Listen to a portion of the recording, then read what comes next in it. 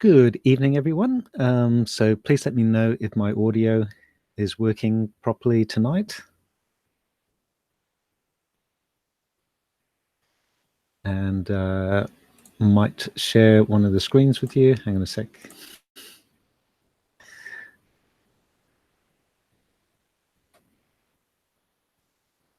And howdy to Andre.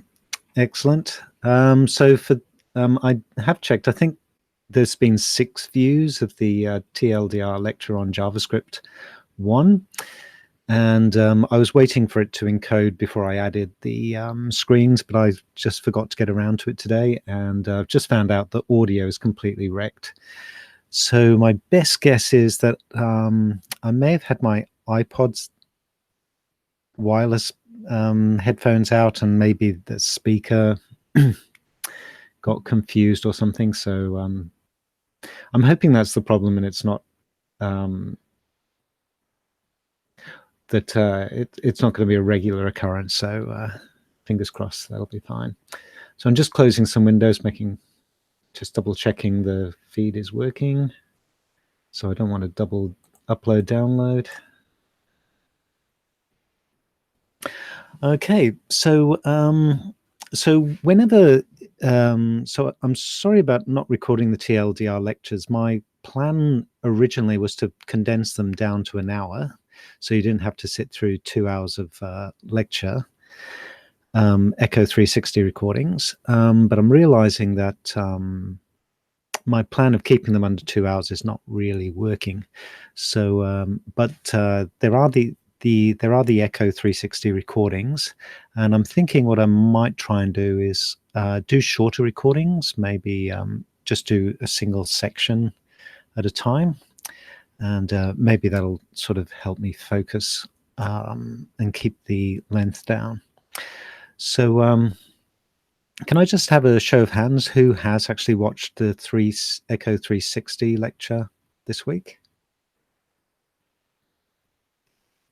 And a second thing I'll be asking is, no,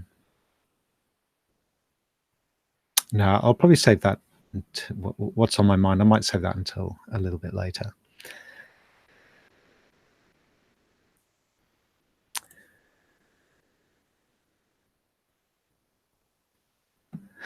Okay, so Tim, you've watched week 6, but not this week. Okay, as long I suppose what I'm hoping is that most people have at least watched a little bit of the JavaScript lecture or done a little bit of reading ahead of time.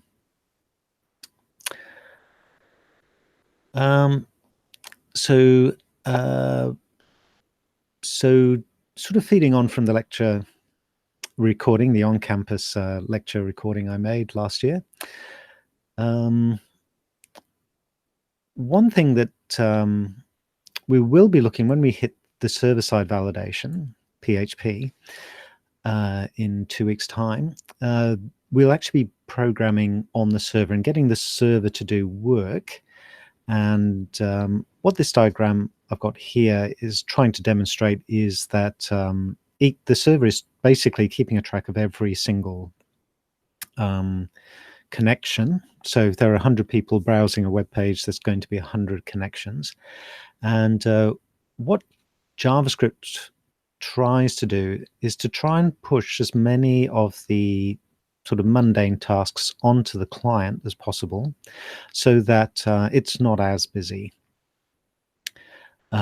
So in assignment 3, and I'm just making a mental note I get the numbers right, there's going to be some JavaScript programming with the form. And what we want is we want to get the client's computer to just check the data that's being sent and make sure that it's okay. So we will have to get the server to do another check, but the idea is that 99% of the time it'll just be a once over, and this will save time on the server. So has anyone started on server-side validation? I just want to have a little bit of a check whether anyone has started assignment 3.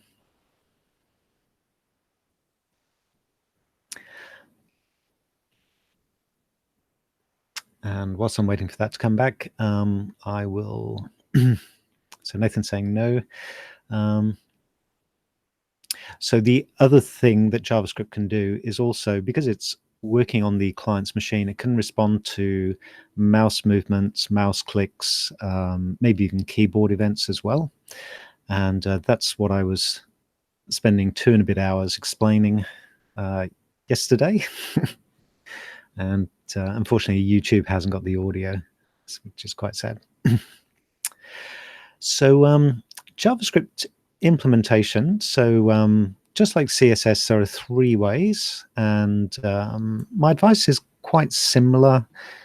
If you can put all your JavaScript into an external file, that's a really good idea.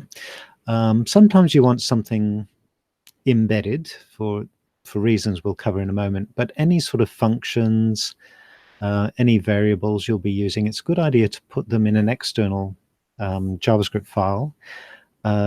Just keep all your JavaScript together, keep it neat. And the other thing is, if you make a mistake with your JavaScript, your page isn't broken, which is a good thing. And also, if you make a mistake with your page, your JavaScript isn't broken in the same way. So in order to link to a JavaScript file, what you need to do is have a script tag like this on line 4, and just say the type is text or JavaScript. But just let you know, in HTML5, the default is text JavaScript. So I think it's not actually necessary to pop this in, but it's kind of good practice, and it's a nice throwback, just in case someone has maybe got Internet Explorer 4 or something and needs to know. And you just say where your file is. So if you've, say, got it in a folder called JavaScript, you just do that. Or if it's up a directory and in a folder called JavaScript.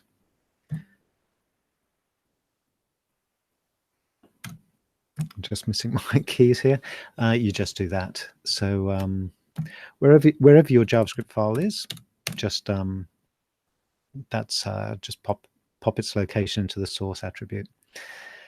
And Aramith, yeah, if anyone's using IE4, that's a definite no.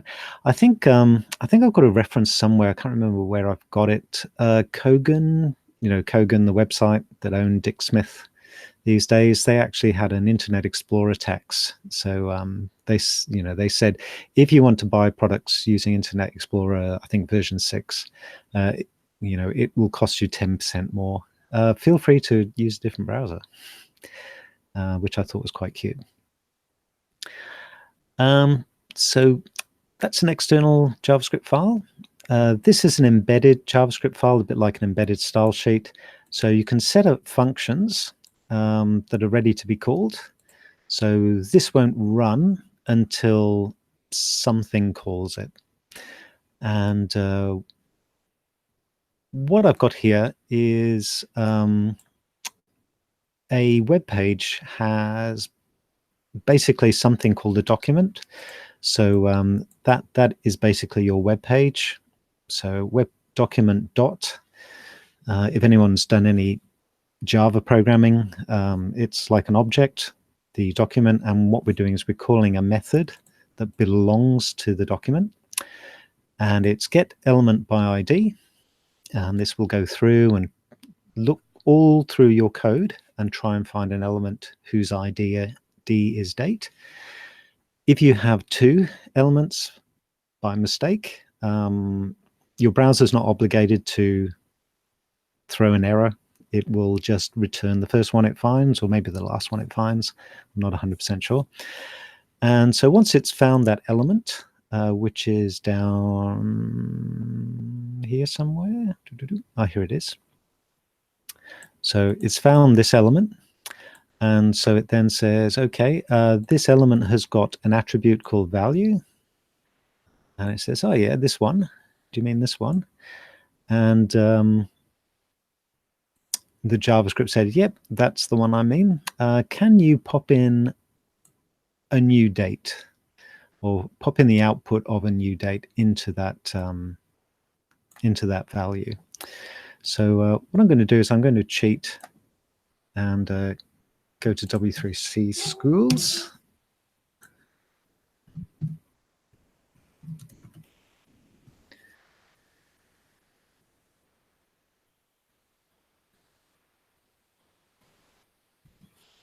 Pop that there. So when I press run, oh, I left out something. So that's what this function does, but it doesn't do anything. So if I press run, I've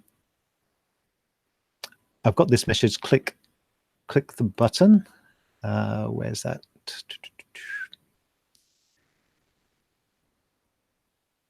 It's a little bit message. So at the moment, nothing's happening, but as soon as I click this button has a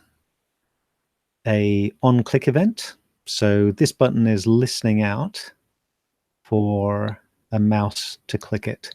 And there is another option. You could say tab onto it.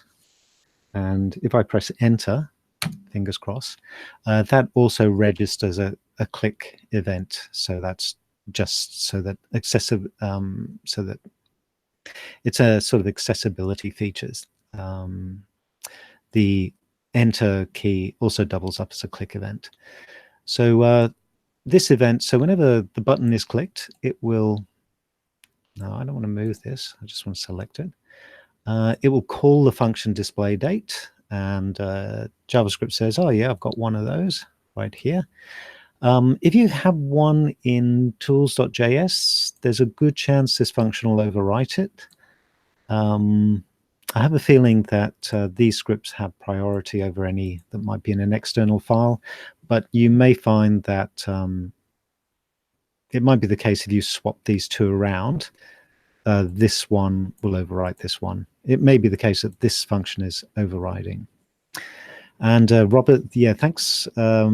There's lots of CodePen IO, and what's the other kind of there's another one, JS Fiddle. That's another website where you can actually post code and CSS and HTML as a sort of combined example, and show people who write into Stack Overflow what they the answer to their question. It's a very good website.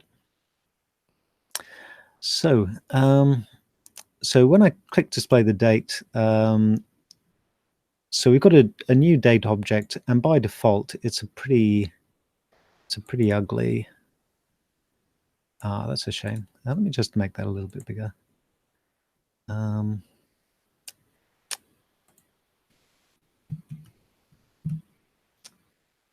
300 pics should do it.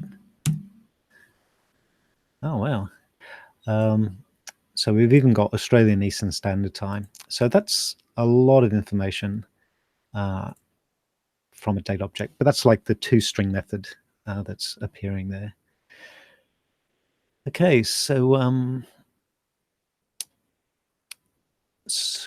I'll come back to this because the formatting's a little bit nicer. So that's what's happening there. But I've also got a little bit of inline script happening here. So I've got a paragraph and I'm saying copyright. And notice I'm using a HTML entity here. And I'm saying copyright date awareness 1992 something. And now I've got a script tag and it's popping in a similar thing. I'm saying a variable. So var. JavaScript is a weakly type language, so JavaScript will try and find the best type for the variable that you're creating. And instead of printing that big mess, all I'm doing now is I'm calling the get full year method on the dates on the date object. So I'm asking the date object to get the full year, and that will return, fingers crossed, 2019. Next year it'll be 2020. Last year it was 2018.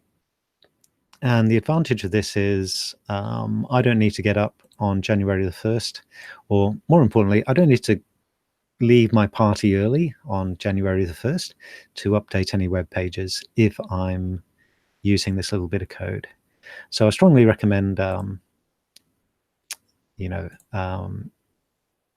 have a look at this rather than hard coding any values.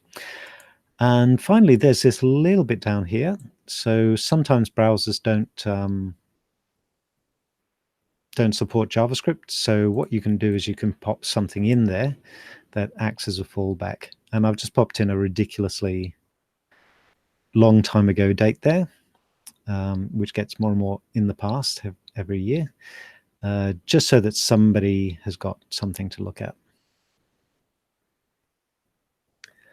Now I've got this plugin here, JavaScript Switcher. I got a feeling, yeah, as soon as I've disabled JavaScript, this button won't run. So that's not going to happen. So, and it also nicely refreshed my page, which is a pain.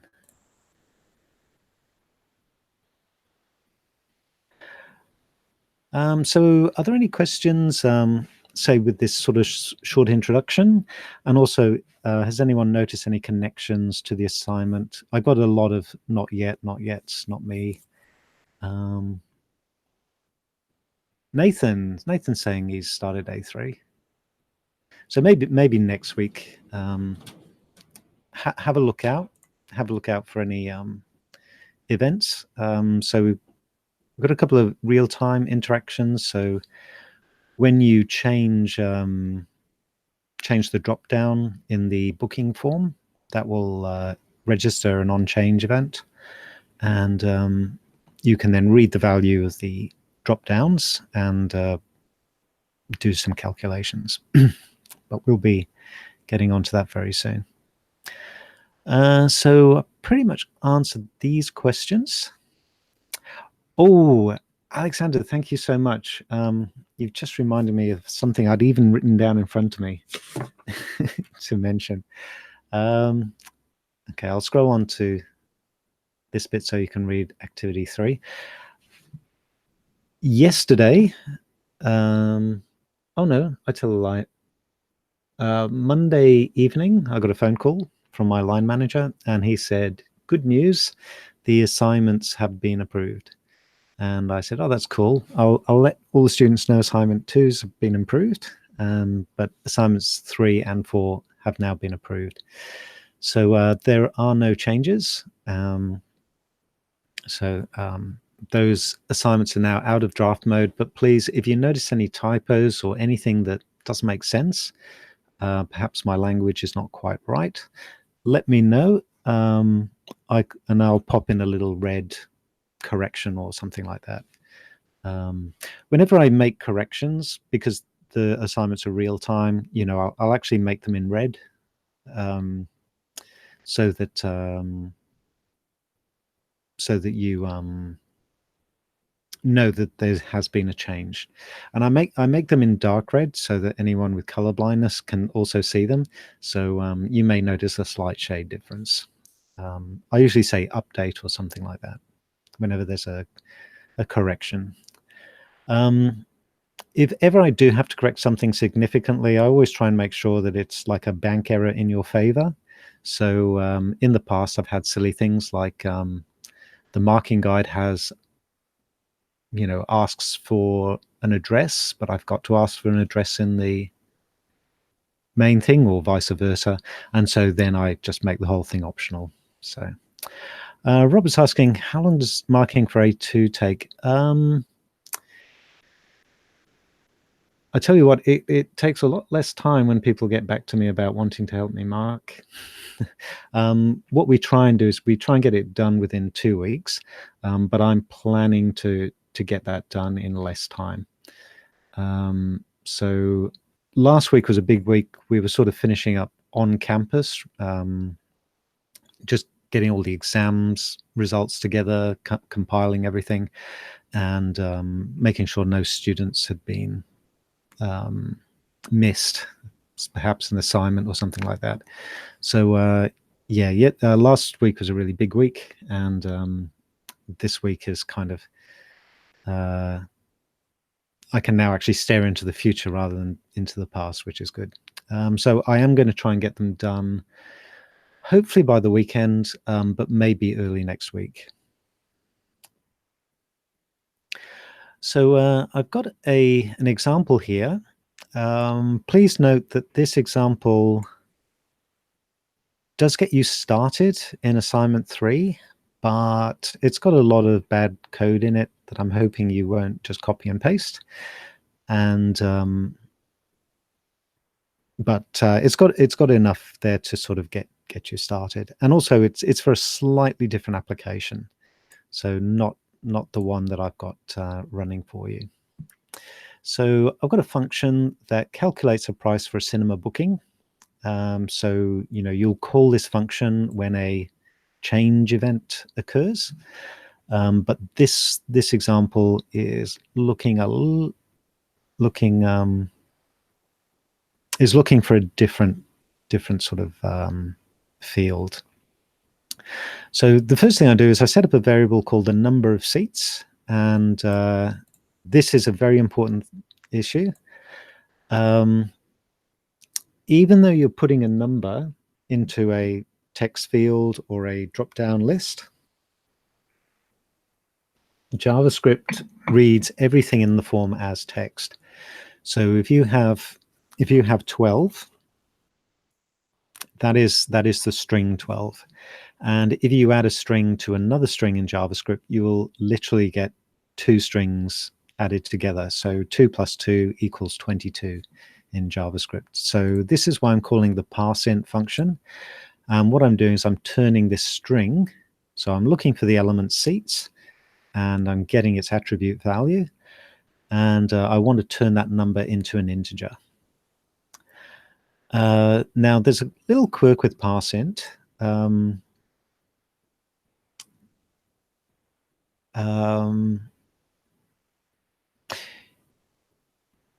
What happens is it will turn an integer into a string, but if this is not if I've saved typed in 10 into this field, or typed in Bob or something like that, what will happen is var num seats will contain something that's not a number. So it may be an error, but it's definitely not going to be a number.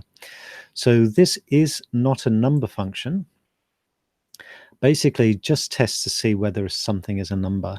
And it's a little quirk of JavaScript that really you would think you might do these 2 checks the other way around. So you might run is not a number on the number of seats first, and then parse it as an integer. But there's a little quirk that I think what happens, because JavaScript is a weakly typed language,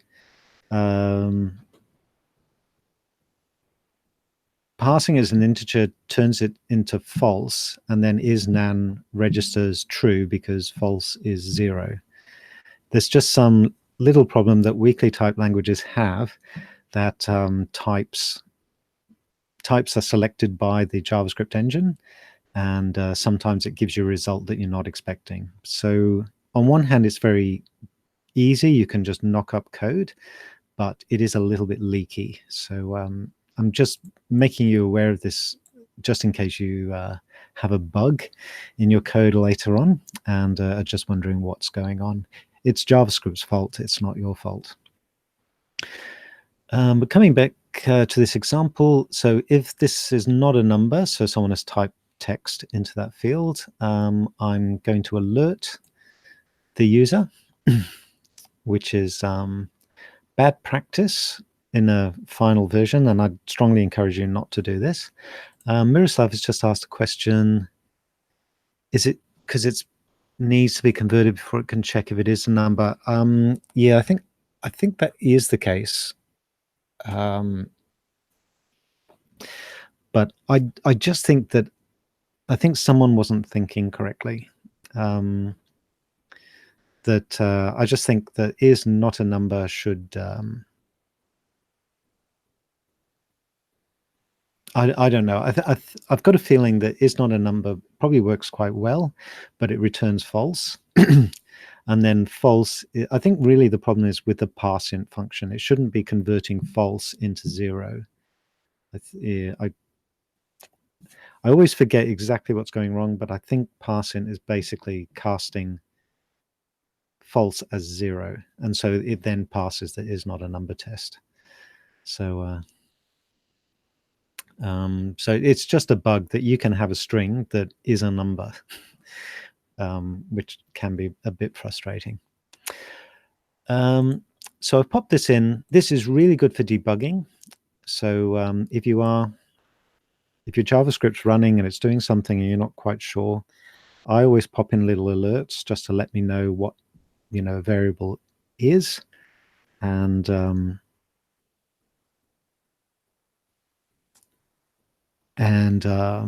but in general, I try and avoid alerts as a sort of client-facing feature. So what I'm doing now, this is another thing.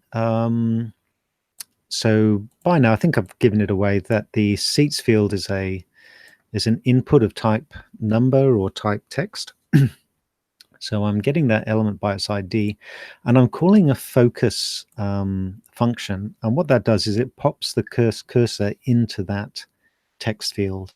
So this is quite handy if you're just processing a field one at a time, which can be a bit annoying. Has anyone ever been frustrated with a form that just checks one field at a time and doesn't tell you all the errors? It just tells you one error. It's quite frustrating.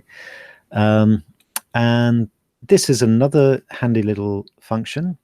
It basically selects everything in the text field so that the user has the option of moving the cursor key to the right position or just typing again. And as soon as they start typing, the previous input is cleared. So I actually think that when working with text fields, these two functions just provide a little bit of polish and just allows a user the option of not deleting all of their text. It's not compulsory for them to delete all their text. And this is very important with functions in JavaScript where you're testing to see if something is successful or unsuccessful. Because I'm not returning a value, I'm going to return false. So anything that calls this function will it will know that the operation's been unsuccessful, so it can then make a decision as to what to do. So that's the failing case. So, and because I'm exiting, I'm actually cheating a little bit. So good programmers will tell you to do this, but I've just been a little bit lazy. And I'm just saying, well, I'm returning here, so I'm just going to keep going because there's no way I'm going to get to here if I've gotten to here. Now, Sonia's just asked a question. Do you need any specific exception handling or are the if statements sufficient? Yeah, so in JavaScript, there are no exceptions. Let me just check that. JavaScript. I was teaching Java last semester, and I had to completely load up all that exception-based philosophy, and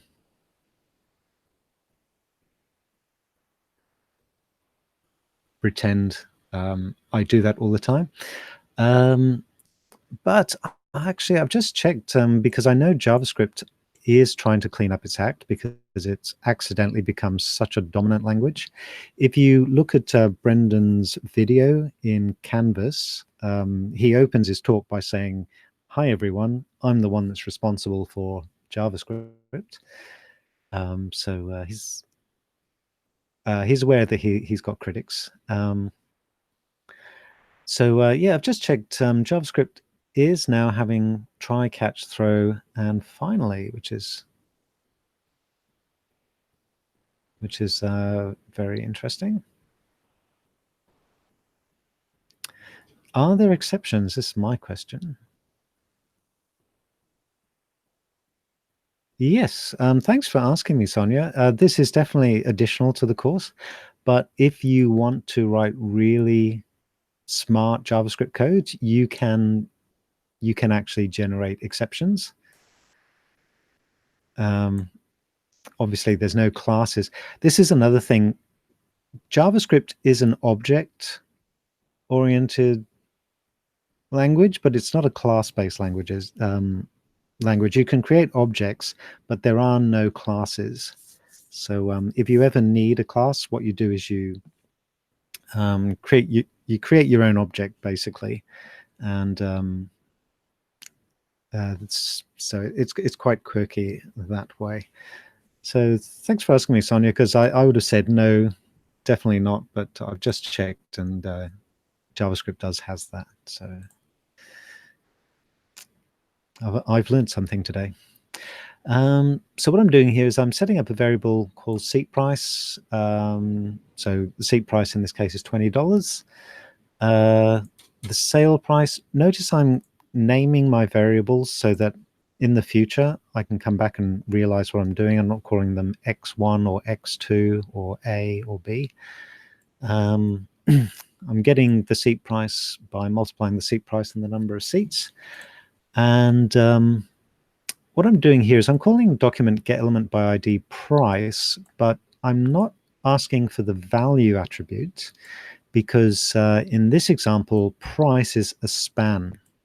And in the assignment, I'm asking you to create a span for the subtotals. And oh, sorry, maybe not the subtotal, no, for the total ticket price. And because a span doesn't have a value attribute, it actually has inner HTML. So that's what's in between the tags. We have to modify its inner HTML to be the sale price. And I'm calling this really neat function toFixed. And this makes sure that the number sale price is converted to a string that has 2 decimal places. So you don't get something like $3.5 or $3.000003 or something like that. So Sonia, just out of interest, did I answer your question? I was actually sort of quite surprised to see that JavaScript has try catch blocks now, which is nice. Actually, I'll pull something else up as well.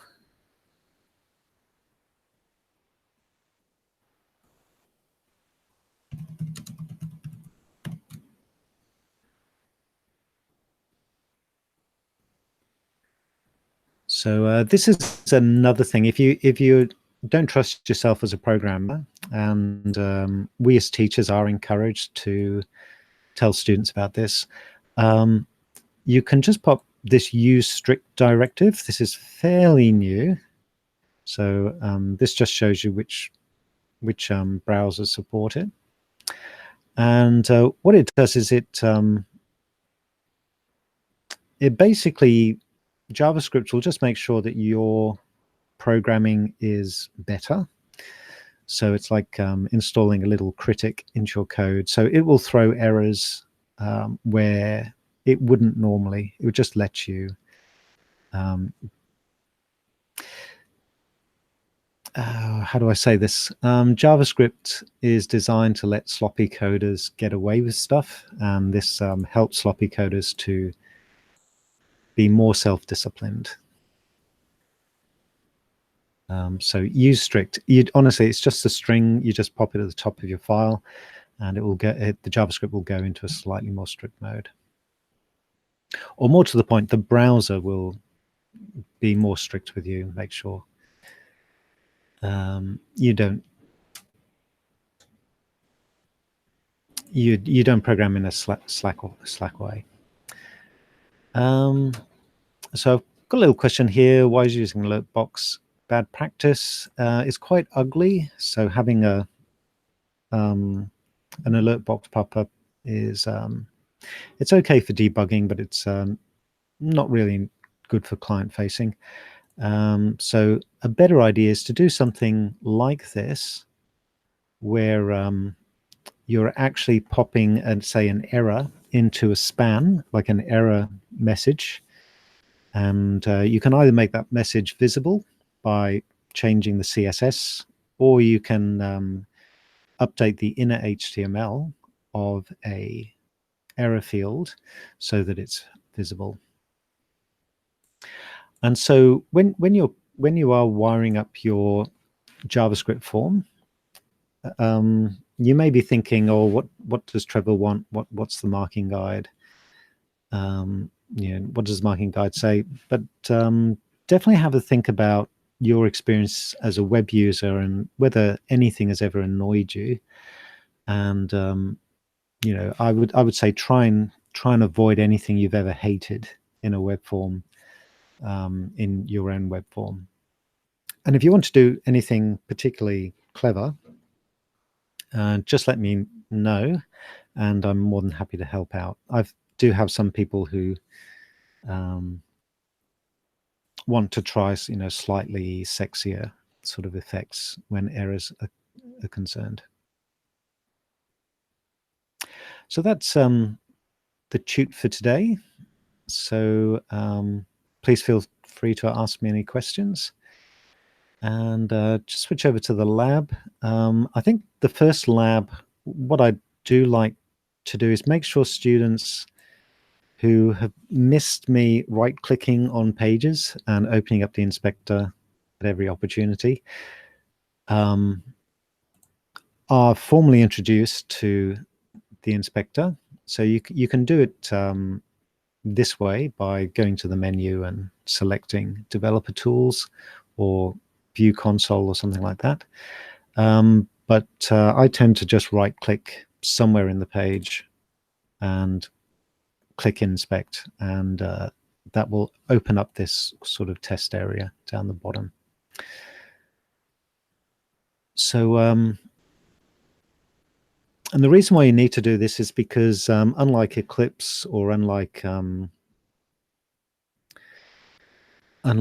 command line, if you've done any C or Java programming online using the compiler, you don't get any compiler errors thrown up, and you don't get any runtime errors thrown up. JavaScript is even quite discreet. When your JavaScript stops working, it just quietly fails, and you will only see the errors by right-clicking and viewing the console. And I might just show you, even now, you can see that there are errors on the lecture slides. So one thing I noticed, which you don't get to see in the TLDR lecture that I recorded, is that what happened was RMIT is currently updating its website, and they removed the sounds that I use, like the emergency tones. So I had to go looking for them, and unfortunately, they've only provided HTTP unencrypted content. Because this is a encrypted web page, the browser has decided that this is a warning. Sometimes you get a tooltip. No, not today.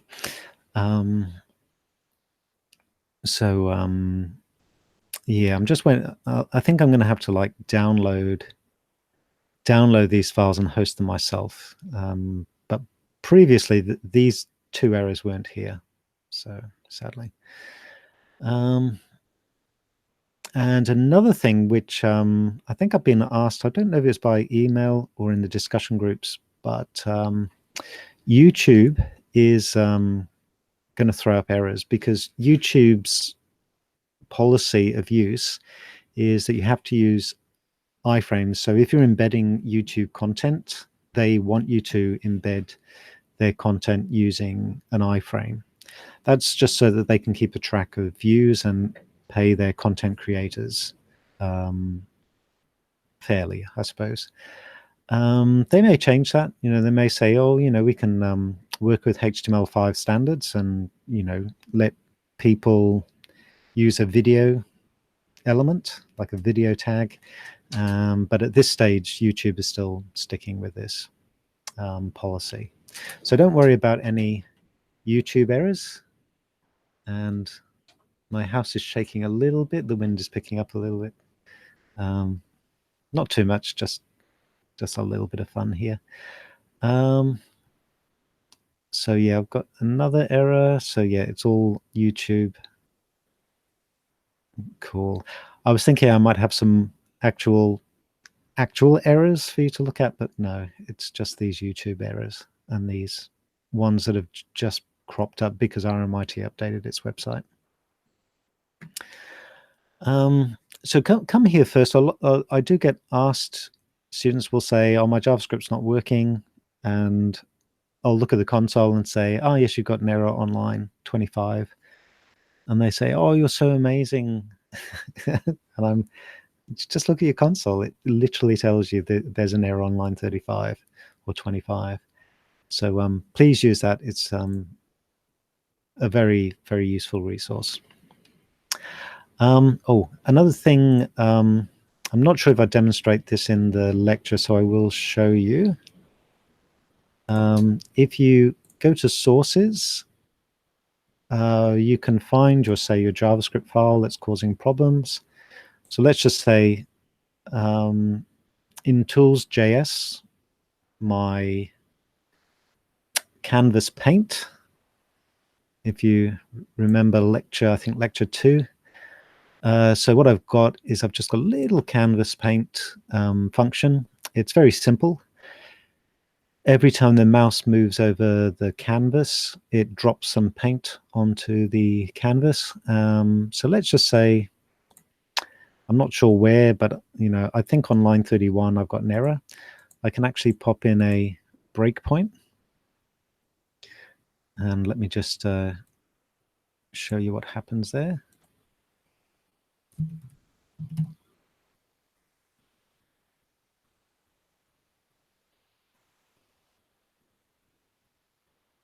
So now what happens is, instead of me dropping paint, I get this pause. So yep, I want to go to the next one.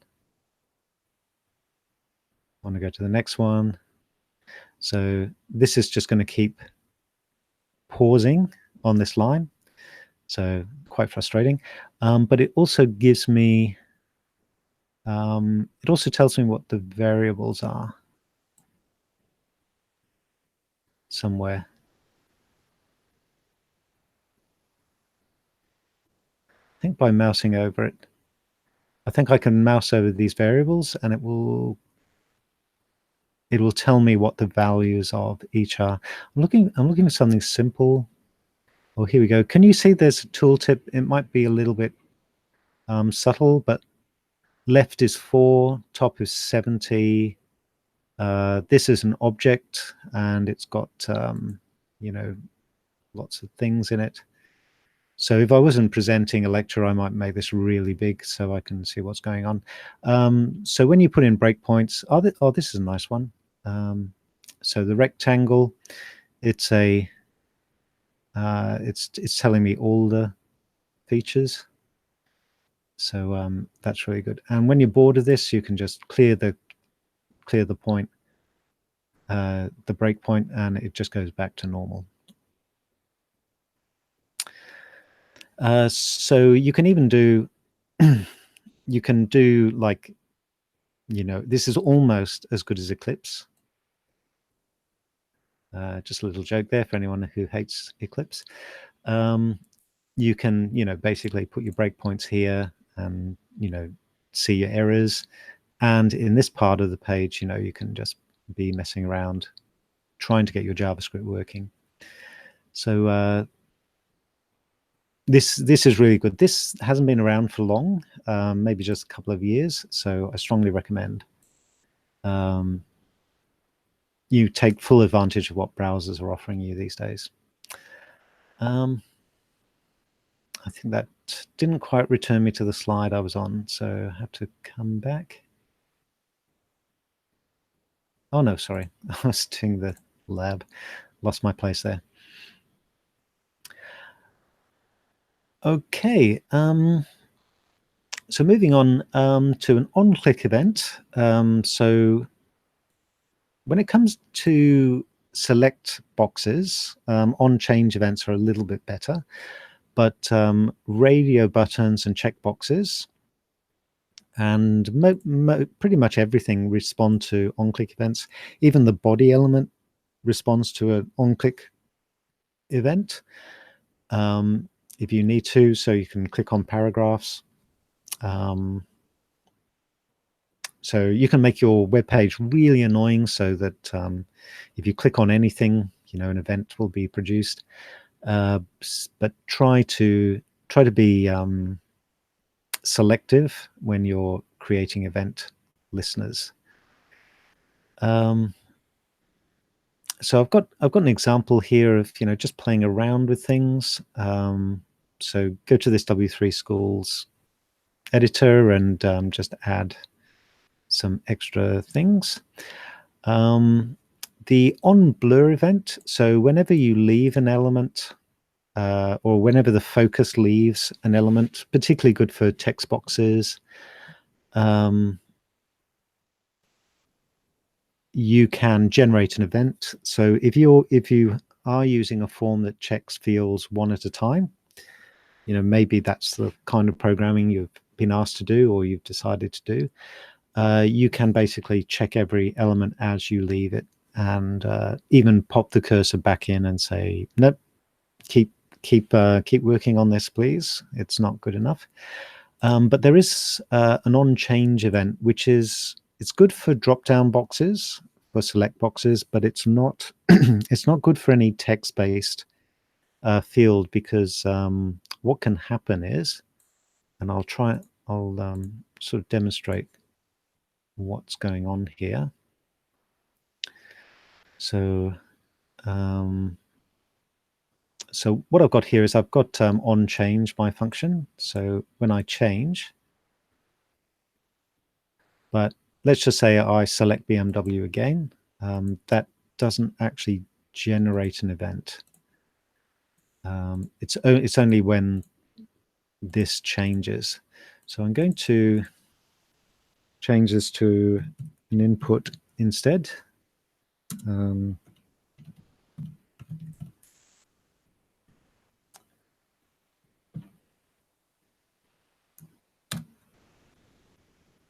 Oops, I deleted too much. I'll just get rid of those.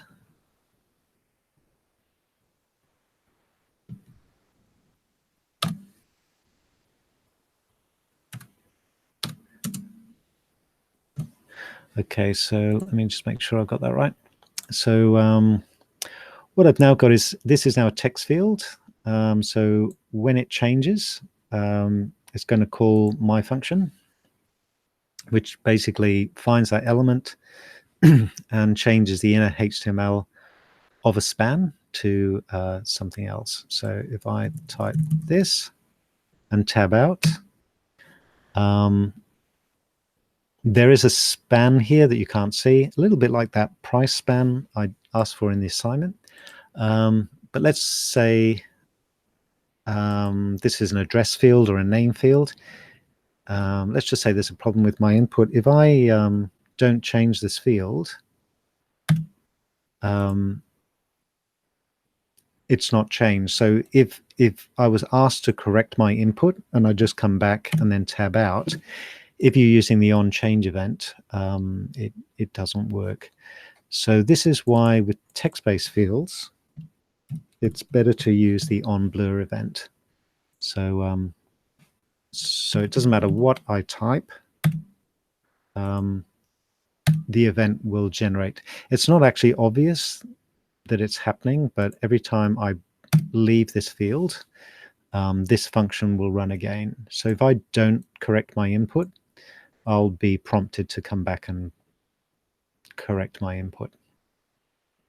So does this make sense to everyone? This is a common trap. Some people do say on change here.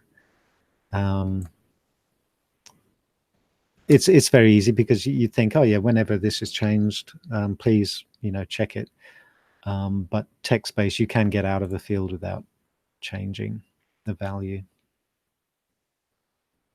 Here we go. If you can't tell, add an alert box or a console log. It should make the difference clear. So I'll let you guys play around with that. Now there is this other thing. So I'm highlighting the original HTML, XHTML functions. Or let's be honest, they're JavaScript functions that have been around, for a while. But part of the new standard in HTML is that browsers have to support a new type of event called onInput. And the reason why this event has been generated is because there's a little quirk, a kind of little glitchy thing that's happening that makes perfect sense. But programmers had to write a little bit of complicated code to get rid of this visual glitch. And so I'm going to demonstrate that for you now.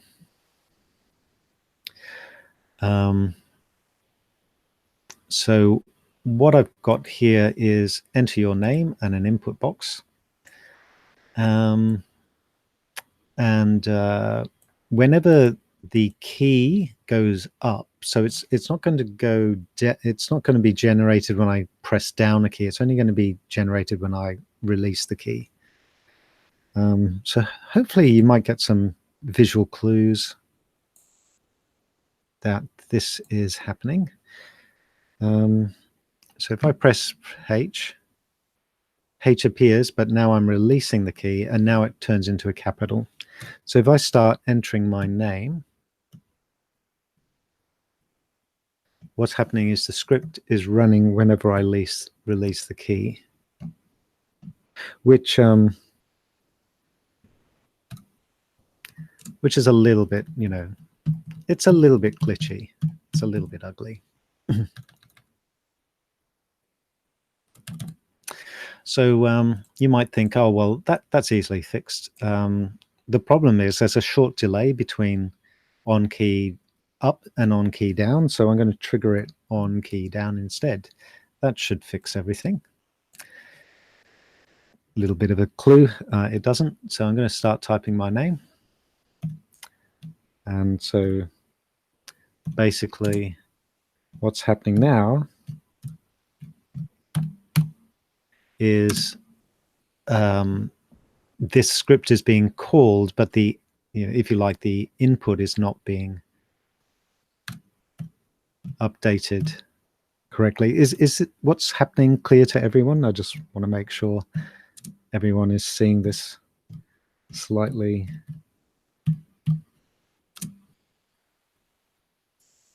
out of sync feature here. So Nathan's saying yes. Cool. So what happened was there is a way of doing this, but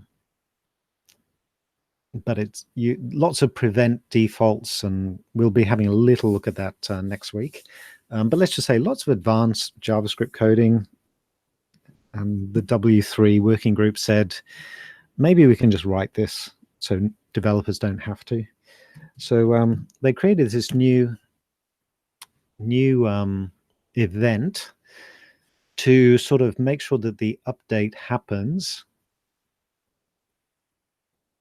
as part of the function is, what can I say?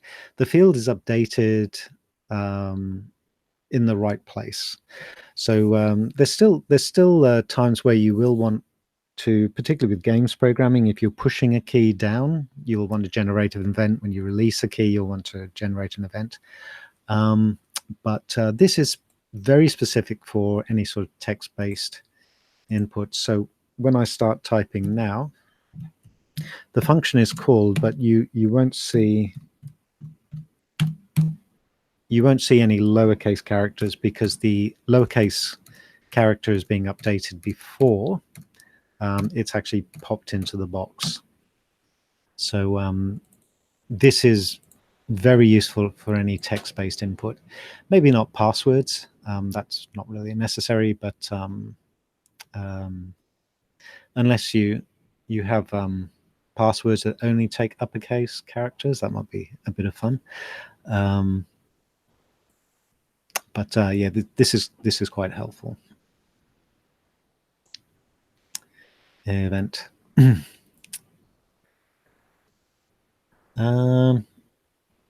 So let me see now. So I've got a couple of examples. Let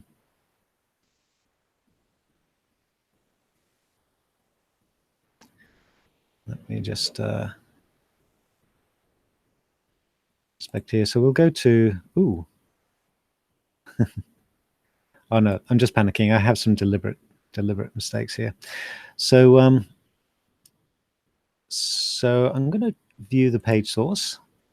So it's a very simple web page.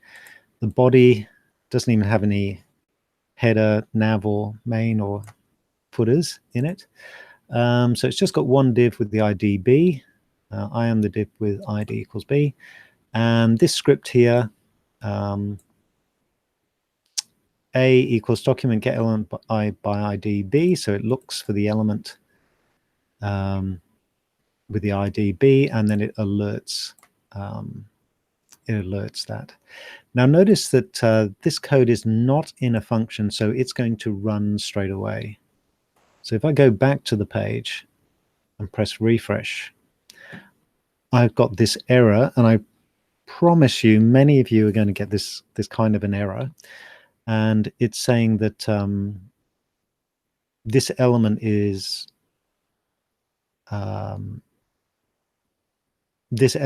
null, and you're asking me to read it in a HTML. But you come back to the code and you can say, well, there's my div. Its ID is B. It's definitely got inner HTML. Look, there it is. It's definitely there. You know, it's like, why is this not working? Doesn't really make sense. And actually, I'm going to throw it open. Can anyone take a guess as to why this error may be occurring? It looks fine. This div, it's got the IDB and it's got inner HTML. But for some reason, the JavaScript it just seems to be unable to find this element called B, and it can't get the inner HTML either. Arameth has got it. Basically, what happens is when you're building, when the browser is building up the web page and creating the document object, so it's reading HTML, it's reading head. By the time it gets to here, it's finished constructing the head element, but it hasn't got a reference to this element because, and I say this quite literally, the body hasn't been built yet. So, and I'm getting a lot of other good answers. So the script is running before it gets to the element, and it's basically it's running before this has had a chance to get built. So it's a bit like, say, the plasterer coming to a house where the foundation is just being poured. There's no walls up, you know, and even the concrete is wet. So no point calling the plasterer in to do the walls. So I've got the second example. Whoa. So hopefully you'll be able to answer that question. So I'm going to open this one now. So now you can see the alert is working. So I am the div with ID equals B, and I'll press OK. So the question is, do I have any errors? and I don't, which is really nice. I'll just close the previous one, and we'll have a look at the page source. If I can click the right link. So this is kind of like a handy trick, and sometimes you just find that you have to do it. When you're running script, if you pop it below the body element and before the end of HTML, what happens is when you then say var a equals document get element by ID b, it's already been built because it's been assembled up here. So by the time the what's the word? It's not a compiler, it's more of an interpreter. So the browser interpreter is coming along and sort of setting things up as it goes. Aramith, yep. Guess what example C is? So this way it does guarantee. So if you want to run some script that is kind of like body on load, you can cheat and just pop it down here so that it runs. And between the closing body and the closing HTML is a pretty safe place to put any script. If something isn't in the document object model by this line, you've done something wrong, and I'd be very interested in looking at how you've done that.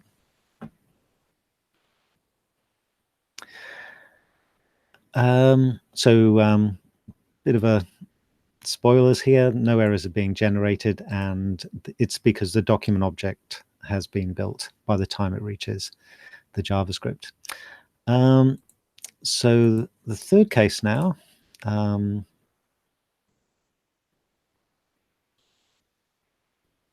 So what I've done here, now sometimes this will generate an error, but it's usually quite unusual, but it is the third type of problem that can be experienced. So what I'm doing here is I'm calling the function alert b.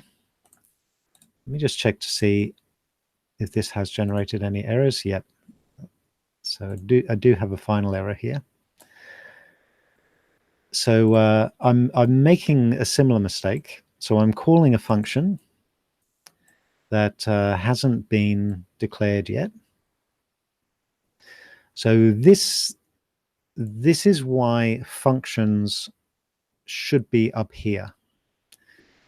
So if you put functions inside the head element, then they can be called either in the body or even lower down in the JavaScript. So this is making a call to a function that hasn't been created yet. So to solve this, we just basically pop this function up here, and then we can obviously put alert b down here if we need to. But the good news is whenever I click, so notice this div with the ID b has got an on-click event attached.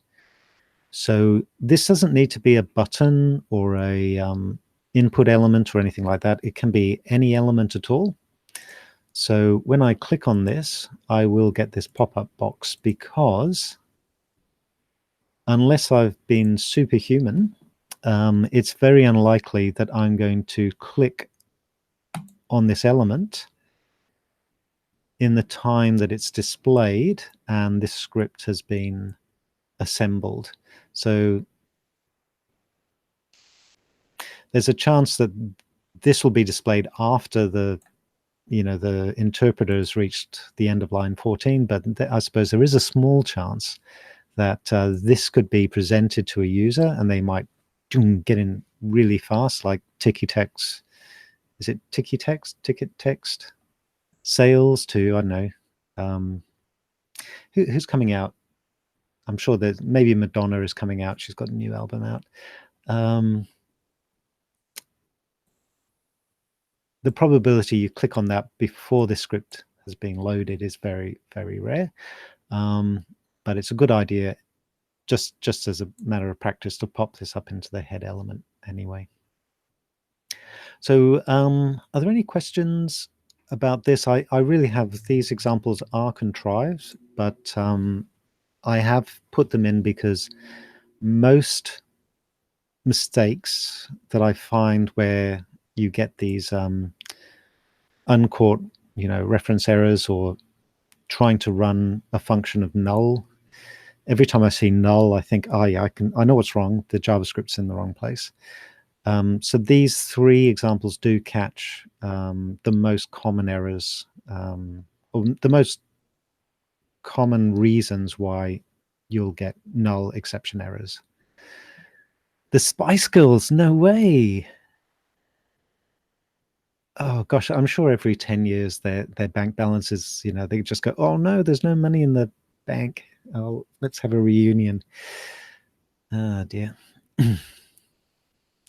Now, Tim, you're asking, should we be using event handlers? We will be looking at that next week. It's not a requirement, but the nice thing about event handlers is you can move all your HTML out. Sorry, I'll say that again. You can move all of your JavaScript out of your HTML. So just to bring everyone up to speed, HTML event handlers, instead of declaring them here, this is technically a on-event handler. So you can sort of declare it here.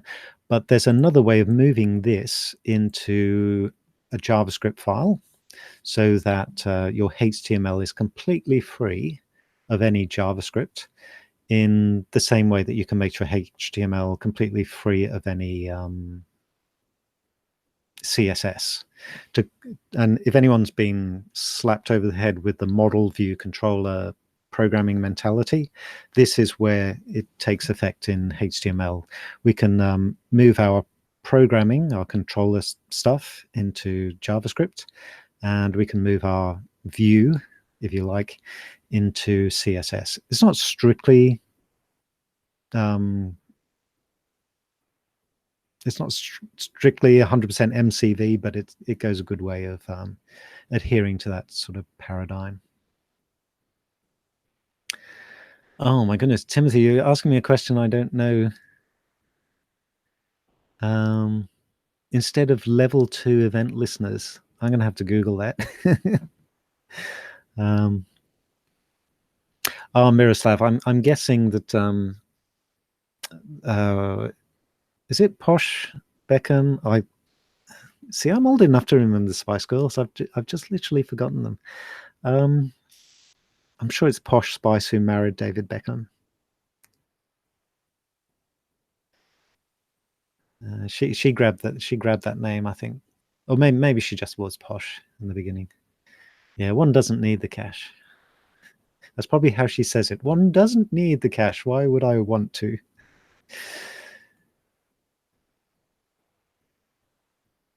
Okay, so as I say, so these three, very contrived, but hopefully hopefully will cut down the number of those errors. Fingers crossed. And my final exercise was just really, again, getting you started. So this is another good practice, but I promise you the putting breakpoints in the inspector, it's just amazing. It's whenever I use Eclipse, I'm just reminded of how clunky the thing is. If I could write Java in a web browser, I would. I'm sure it would be much easier. Are there any Eclipse fans out there? I don't want to like upset anyone by discreetly bagging Eclipse. Well, I really should check before I say things like that. So when you are stuck, if you're not using the debugger, what I do is, and I tend to do this anyway, I tend to pop little alerts in, or I'll ask students to pop in alerts saying, can you do this? Can you pop an alert there, just see what's going on? So this is a very good way of stopping the execution and maybe outputting the value of a variable. But if you want the function to run, maybe there's a loop and you're going around a loop 100 times, and you only want to log something if certain things happen. You can just console log. So just log something to the console. That'll pop a little message in the console. And just so you're aware, I've got, when I was developing these slides, I have a lot of, gosh, what are these? Oh yeah, the canvas. I was actually dropping, I was dropping paint, and I've kept the console logging. So this was like a debugging thing when I was debugging the code, but I've left it there just so that if you want to understand that JavaScript, you can just come back and see what's going on.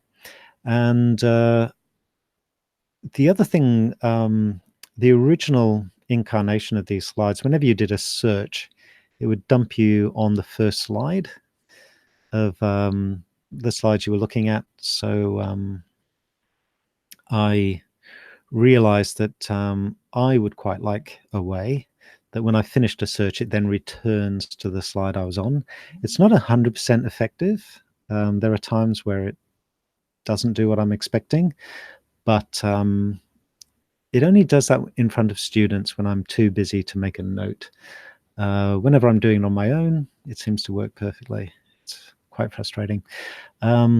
So I've still got some debugging code. So if ever I'm searching for something and then I press cancel, my code will, as much as possible, return me to the cursor position it was on before. So I've left a lot of debugging code just so that if you're having a look at my code and you want to work out how it works, you can.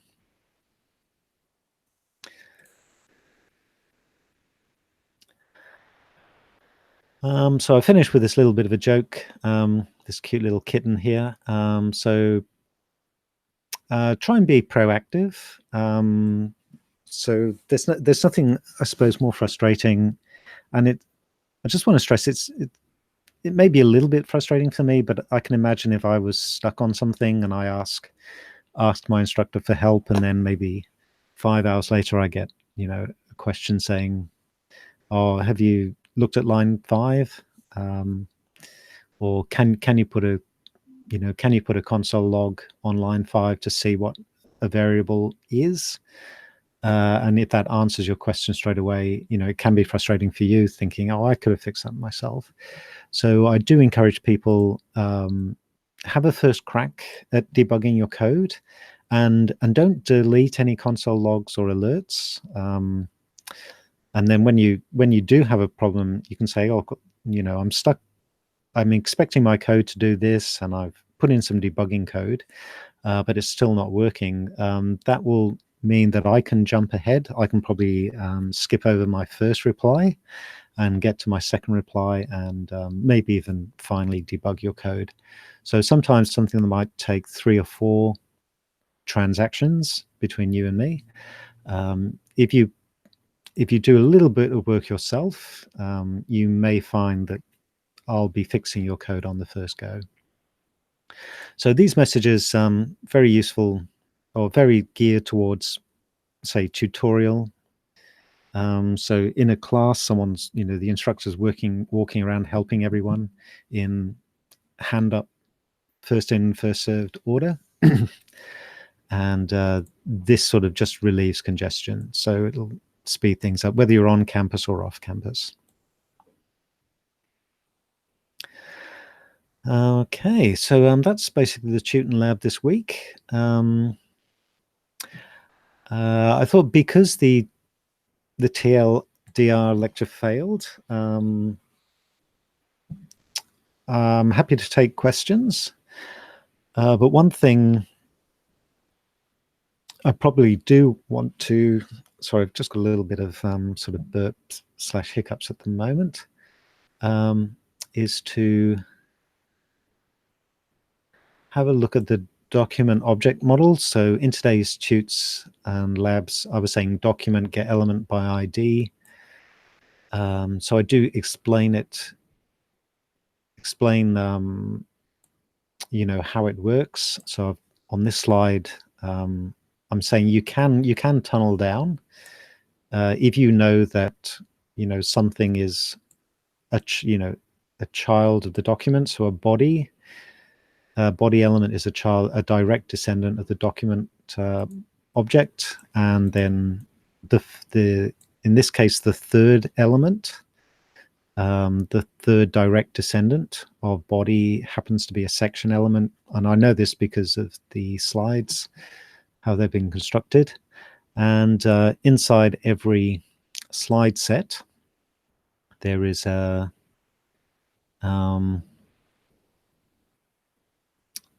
there is a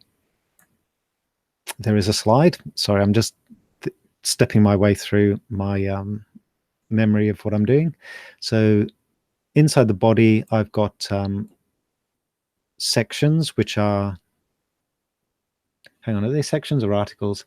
I've been asked this question about sections and articles, and I'm forgetting myself. Are they sections or articles? I think, let me just check. So,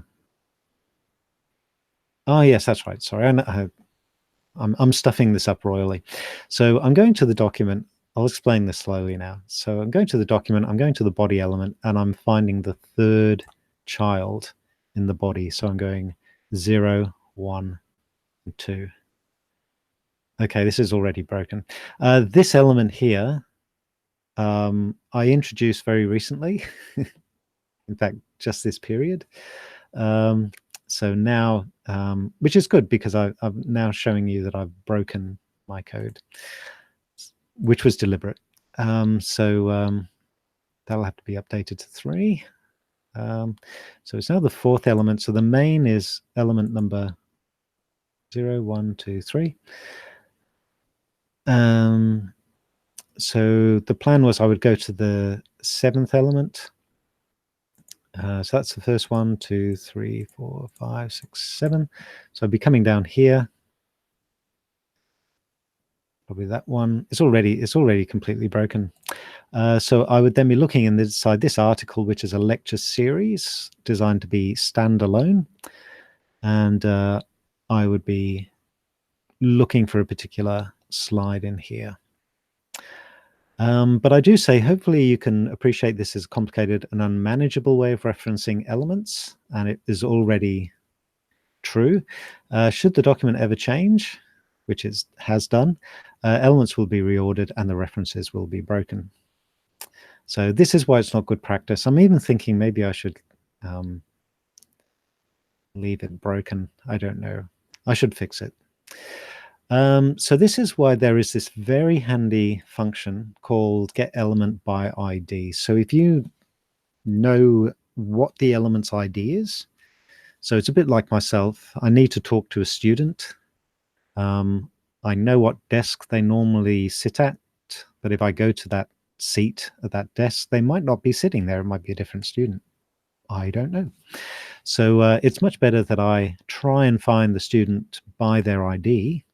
And so what I'm doing is I'm looking for an element by its ID, and that will go through the document object. It's actually a tree walker, so it will go through all the nodes and stop as soon as it finds that element. Some browsers may have made it more efficiently by having some indexing going on. Some of you advanced students might know that and can confirm it. But however it does it, you know, it will quickly find that element, and you don't have to worry about where it is. So if you're ever tempted to say, you say form square bracket 0 or something like that, try and stay away from doing that, because someone might add in a new form and then you'll be stuck. So this is why we use the get element by ID, or I certainly promote it. It's a much safer way of finding something in your document tree. But there are also these other functions. So get element by class name, and I've definitely got time to show you this example. So I'll be using this function in a moment. So I'll be looking for elements by the class name error. And there's also get elements by tag name. So I won't be using this function, but if for whatever reason you need to find all the images or all the movies in your document, suppose one way of doing it is, let's just say you're on a mobile phone. You can have a little script that says, if the user's on a mobile phone, disable the loading of videos.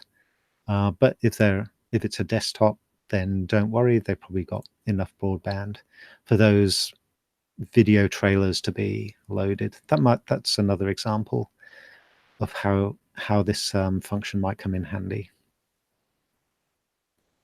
And Nathan's sort of asked the question. I think I probably answered it. It's definitely not good practice, and that is the reason why it's not good practice. To sort of step through your document, hoping that an element has not moved. So let me see what I'm doing. So I've got this section here. I do cover this in the lecture, but I thought I might cover it here because I'm so ahead on time. No one's asked any alternative questions yet, but feel free to ask any alternative questions. I will keep an eye on this window. And I'll just close some tabs just in case the audio starts glitching.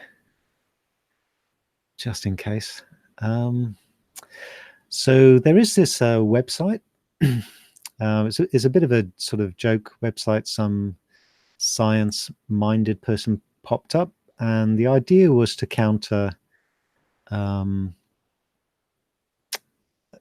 intelligent design in American schools by saying scientists who disagree with evolution. So they set up a alternative group, which is scientists who believe in evolution, but your name has to be Steve. You're not allowed to have a different name. And there's more scientists in this project, in this club, than there are in this club. So it's just sort of like trying to swing the pendulum back in American schools when the intelligent design debate was going on. So my idea was I'm going to create a very, very plain registration form for the Project Steve website. So if you click on this link, open a new tab. Oh, I haven't already done that. So it's a very simple form, and I encourage you to play with this at home. So it's got this is the code. So the page itself is very small. So it's really just got this form inside it. And it's got a main function here. And most of it's, maybe not most of it, but a good chunk of it's commented code. So even if you take all those comments out, you can see it's only a couple of lines of code. And what I'm doing is, this is, if you like, a master function that's being called by this form. Please note, this is really important. If you want a form to actually not submit, if there's any problems, you have to say on submit return the function you're calling. So this function must return true or false, depending on whether it's successful or not.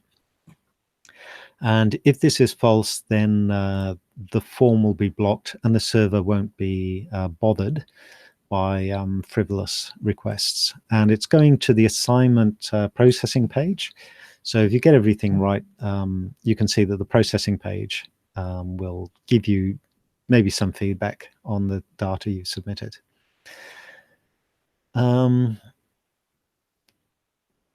So I'll just have a look at first of all, I've got a bit of a lazy function here, get ID.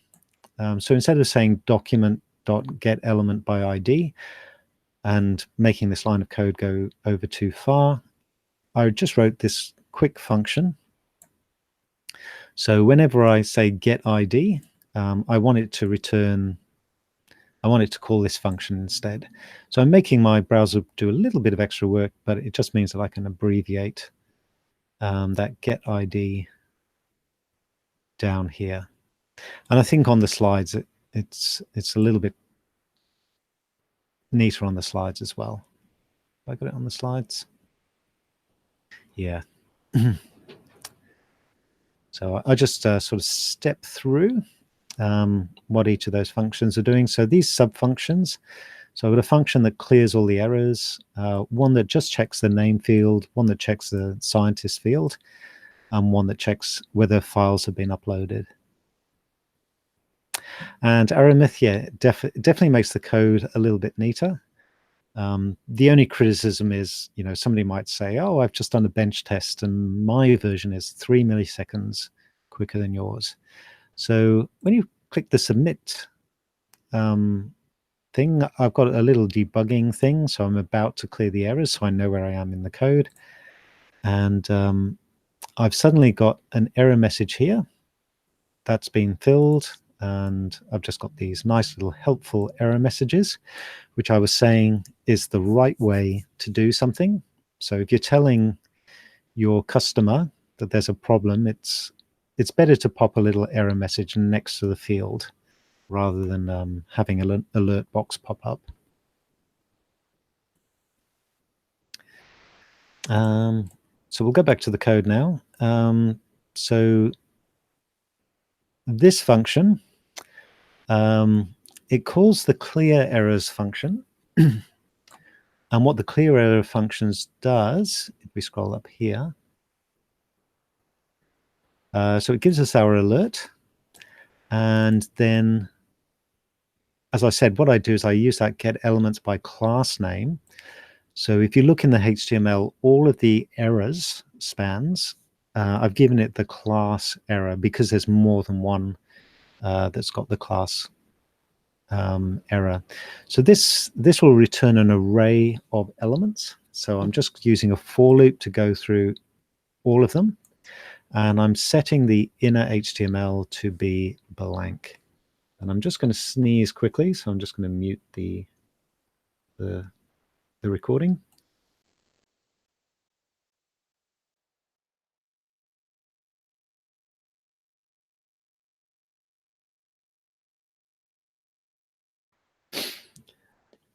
That was a very nice sneeze. And so what I'm doing is I'm clearing it. And then the second thing I'm doing is I'm going to look through, I'm going to, oh, I do use get elements by tag name. I'm always second guessing myself. I forgot I did this. So I'm using now the get elements by tag name to get all of the elements that are of type input. So I don't have any select boxes, which makes it quite easy. And I'm going through, and what I'm doing is I'm using JavaScript to play with the style of elements. So what I'm doing is I'm removing the background color property of all inputs. And I'll show you this. So at the moment, this is pink. Unfortunately, this doesn't work for radio buttons, which is sad. This may be updated in a later version of HTML. But you can see that this input type equals file, which we don't cover in the course, but feel free to have a look at it. It's not too hard. The background of this is also being styled pink. So when I press submit, and the reason why I've got this is I really should pop in another one so you can see that they do get cleared. Very briefly, they will be cleared, but then they'll be styled pink again because there was a problem. So I'm going to pop in Steve just in here, and I'm going to press submit. And so there's no problems with this field now. And so I've cleared the style. and the code doesn't re-add the style. So it's cleared here. So when I do the function name check, which is the next function that's called, what it does is it looks at the field with the ID name, grabs the value, and I use this string function called split. So if you've seen a tokenizer object, what it does is it grabs a string and it will split up that string into an array of substrings, and it will be looking for whatever you type here, in this case a space. And as long as the first string is Steve, so it doesn't care what my middle name or my last name is, as long as my first name is Steve, this function will return true, and it won't come down here. Notice I'm using an else statement. I'm doing it the right way, the proper way. And now what I'm doing is I'm grabbing the name error box. So this span, it's in the class, it has the class error, but it's ID, so something I can uniquely identify this element. I'm now setting just this element's inner HTML to be this string with a BR tag because I want it on the next line, and I'm adjusting its style and its background color to be a pink color. So I've got the F channel on full, F is for full, and E is for almost full. So that's like 14 in hexadecimal. And I'm returning false, so whatever bit of code call this function will know that there's been a problem, if there's a problem. And a similar pattern for scientist. The only difference is here, what I'm doing is I'm looking for the radio button. So one radio button is not a scientist, I think. So one is called is a scientist and one is called is not a scientist. Let me just check the code. No, sorry, it's called no scientist. So one is called is scientist, the other one is called no scientist. So all I'm doing is just checking to see whether the is a scientist radio button has been selected. So that has got a nice feature. You don't have to check its value. You just have to check its checked property. That's almost a tongue twister there. I'm just showing you that I'm trying to style it, but unfortunately it doesn't work. And I'm trying to set both of those fields to be pink. And the file, a fairly similar thing, but what I'm doing here is instead of splitting on a space, I'm splitting on a period character. And I'm checking two things. I want to make sure that there's only one dot in the string. So if it's resume.pdf, it'll be fine. But if it's resume.word.pdf or resume.exe.pdf, maybe it's a virus, I want to reject it. So it's just got to be resume.pdf or myresume.pdf. And the second thing I'm doing is I'm checking that the last one, the last token is called PDF. Notice that the dot character is missing, but I think there may be an option that says please include the dot character in the string, but most of the time you want the token, the delimiting character, to disappear.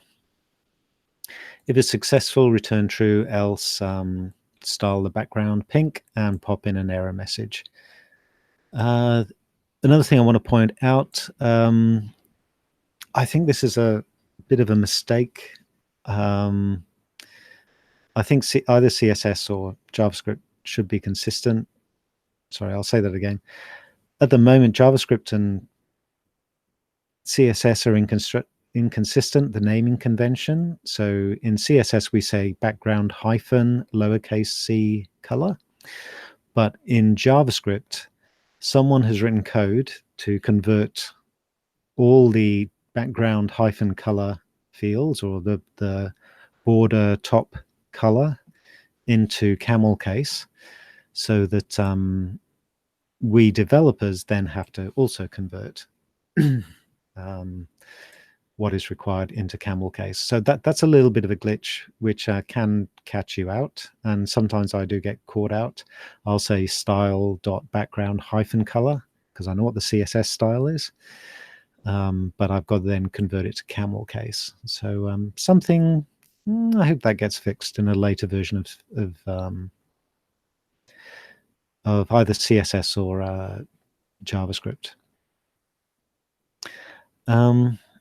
So that's how each of those ones work. But the master function, so what I've got is, and this is a trick you can use, what I'm doing is I'm setting up a variable called count errors. And at this point in the program, I haven't found any errors, so I've set it to be 0.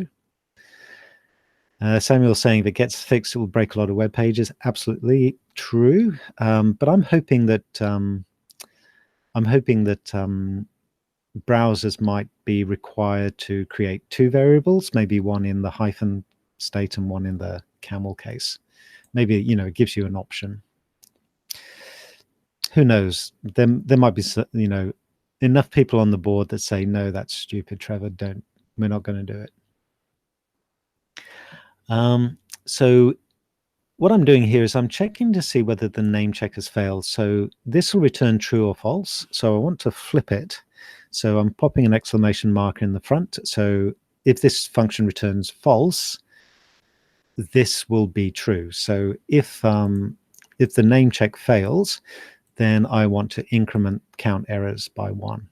So this will either be, so count errors will either be 0 if no errors are found, or it'll be 1, 2, or 3. So, and what I do is I just log, because I'm, making sure my code works, and I'm practicing what I preach here. So I'm logging to the console how many errors I found. And what I'm doing here is, instead of writing a complicated thing, I know that if I type this, count errors == 0, this will return true if there are no errors found, or it will return false if more than 0 errors have been found. So if I return this, then I will get my true false check. And the result of this return is picked up right here. I also think this is a bit of a glitch. I don't think we really should have to type this, but it's there. It's a thing we have to do. So we've got these 2 returns here. So the only way to get the onSubmit event handler to block a bad form is to say return false, essentially. So there's a bit of an extra return there, which I miss at least once a year. So that's how this form works. So there's enough in here that covers not only this assignment, but maybe a future assignment where I'm getting you to do different things.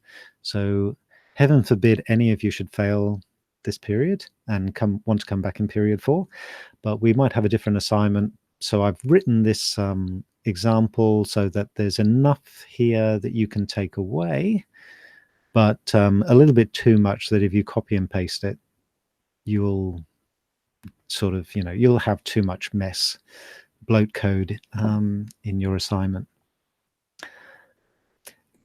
So I'll throw the mic over to you guys. So if you've got any questions or any follow-up things, I'm just going to check Tim if he's helped me out on that level 2 event handler that you were talking about, Tim.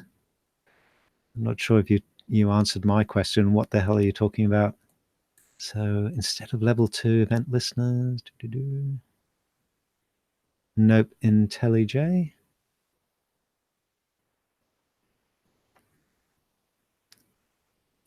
Maybe I should Google it off screen.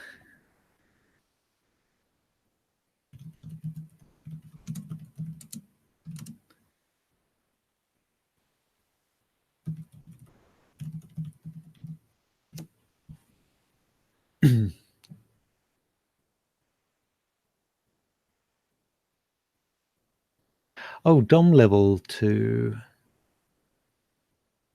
Oh, oh, I do know what you're talking about, Tim.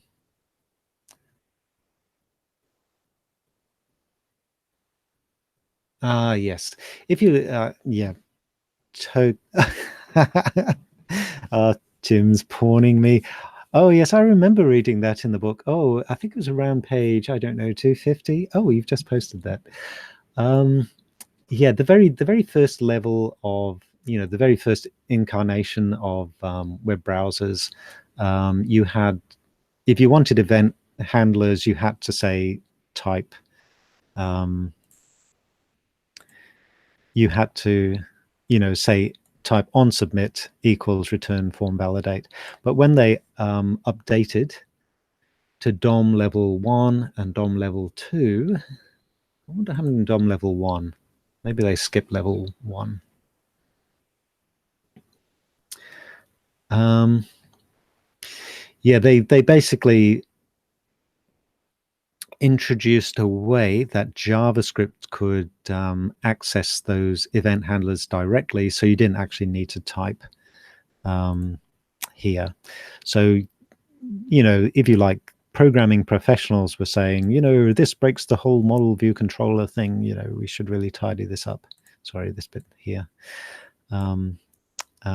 We should move this into JavaScript. So that's what DOM level 2 refers to. Oh no, Tim, I please, I love being pawned. I love being embarrassed when students show that they know more than me or remember more than me. I promise you, I do. I do remember this. Um, I no, I love it. It's really good. Um, no, I welcome it. Yeah, I'm just reading on level 1. So level 1 was kind of like a light version. I think it. Um, so it's saying level 1 exposes all the document elements. So level 2, what did they do? Oh yeah, I think level 2, you could attach more than one event handler to an event. So, and I do cover this next week. It's honestly, it's advanced. Really not expecting anything above level 0 or level 1. But some of you who, you may be professional programmers and you may be just doing it the professional way. Assuming you're not using React or Ajax or Angular, you may be doing it in a more advanced way. As I said, we will be looking at that next week.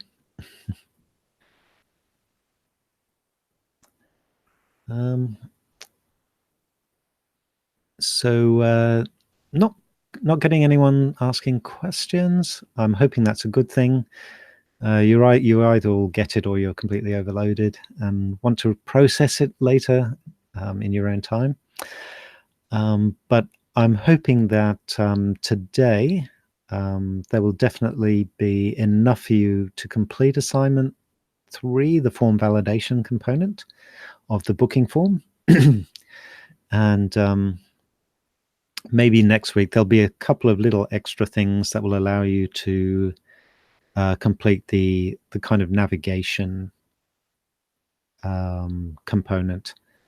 But even this bit, what I'm after is on scroll events. I want you to change the style of the navigation links. So you've got half of the final bit you need to complete assignment 3.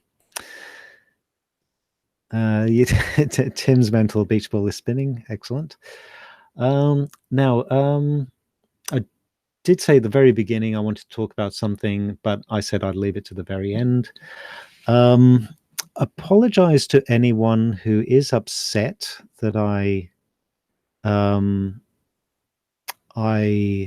have moved the penalty period to 4 a.m. on Monday. I actually did do this with assignment 1, but I'm guessing nobody noticed, or nobody who would get upset noticed.